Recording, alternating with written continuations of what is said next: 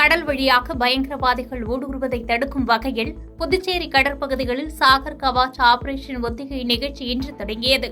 தமிழகத்தில் ஆண்டுதோறும் கடற்பகுதியில் சாகர் கவாச் என்ற பாதுகாப்பு ஒத்திகை நடத்தப்படுகிறது. இதில் கடற்படை, கடலோர காவல்படை, மரைன் போலீசார், மத்திய தொழில் பாதுகாப்பு படை, கியூ பிரிவு, மத்திய மாநில உளவுத்துறை போலீசார் உள்ளிட்ட அனைத்து பாதுகாப்புத் துறையினரும் ஈடுபடுகின்றனர். அதன்படி புதுச்சேரி மாநிலத்தில் கனகசெட்டிகுளம் முதல் மூர்த்திக்குப்பம் வரை 6 நாட்டுகள் தூரத்திற்கு கடற்கரை கிராமங்களை ஒட்டியுள்ள பகுதிகளில் நவீன படகுகள் மூலம் கடலோர காவல் படையினர் ரோந்து பணிகளில் ஈடுபட்டு வருகின்றனர்.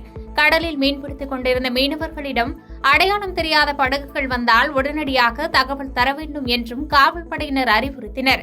மேலும் கடலோர காவல் படையினரே தீவிரவாதிகள் போன்று வேடமணிந்தும் அவர்களை சக கடலோர காவல்படை வீரர்கள் கண்டுபிடிக்கும் வகையிலும் ஒத்திகைகள் நடைபெற்று வருகிறது.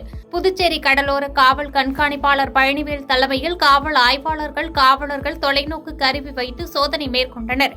இன்று தொடங்கிய இந்த பயிற்சி ஒத்திகை நாளை வரை நடைபெறுகிறது.